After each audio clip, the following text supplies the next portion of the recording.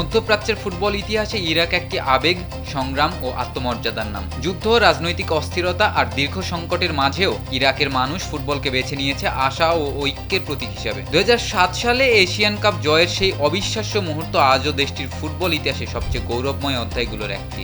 সেই সাফল্য শুধু একটি ট্রফি ছিল না, বরং পুরো জাতির জন্য ছিল বেঁচে থাকার অনুপ্রেরণা। দীর্ঘ 40 বছর পর আবারও বিশ্বমঞ্চে ফেরার স্বপ্ন ইরাকিদের কাছে শুধুই ফুটবল নয়, এটি জাতীয় গর্ব, আবেগ এবং আত্মপরিচয়ের প্রশ্ন।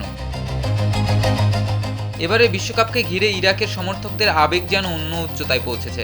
বাসরা থেকে বাগদাদ, সবখানেই ফুটবল নিয়ে উন্মাদনা তুঙ্গে। গ্যালারিতে হাজারো সমর্থকের চিৎকার, রাস্তা জুড়ে পতাকা আর সামাজিক মাধ্যমে ফুটবল উন্মাদনা বলে দিচ্ছে এই দলটি শুধু 11 জন খেলোয়াড়ের নয়, বরং পুরো জাতির প্রতিনিধিত্ব করছে। বিশ্বকাপে তাদের প্রত্যাবর্তনকে অনেকে দেখছেন নতুন এক ইরাককে বিশ্বের সামনে তুলে ধরার সুযোগ হিসাবে, যে ইরাক শুধু সংঘাত নয়, ফুটবল ভালোবাসা দিয়েও পরিচিত হতে চায়। বর্তমানে দলটির সবচেয়ে বড় শক্তি হচ্ছে তাদের মানসিক দৃঢ়তা এবং সংগঠিত দলীয় ফুটবল। আক্রমণ ভাগে আইমিন হুসেইন ও মুহান্নাদ আলীর মতো খেলোয়াড় প্রতিপক্ষের ডিফেন্সে সবসময় চাপ তৈরি করতে সক্ষম। মাঝমাঠে জিদান ইকবালের উপস্থিতি দলকে দেয় সৃজনশীলতা ও বল নিয়ন্ত্রণে ভারসাম্য। পাশাপাশি দ্রুত কাউন্টার অ্যাটাক, শারীরিক শক্তি এবং সেট পিসে কার্যকারিতা ইরাককে বিপজ্জনক দলে পরিণত করেছে। শক্তিশালী প্রতিপক্ষের বিপক্ষেও তারা লড়াই করতে ভয় পায় না, এটাই তাদের সবচেয়ে বড় মানসিক অস্ত্র।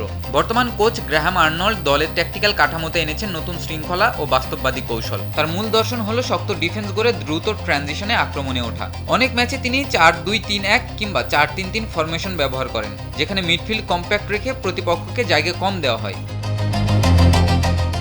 বড় দলের বিপক্ষে তিনি অপেক্ষাকৃত রক্ষণাত্মক এবং কাউন্টার ভিত্তিক কৌশল ব্যবহার করেন, তবে তুলনামূলক দুর্বল প্রতিপক্ষের বিপক্ষে আক্রমণাত্মক ও প্রেসিং ফুটবল খেলানোরও চেষ্টা করেন। খেলোয়াড়দের মানসিকভাবে উজ্জীবিত রাখাও তার অন্যতম বড় শক্তি। তিনি দলকে সবসময় ফাইটার মেন্টালিটি নিয়ে খেলতে উদ্বুদ্ধ করেন, যা ইরাকের ফুটবল সংস্কৃতির সঙ্গে দারুণভাবে মানিয়ে গেছে।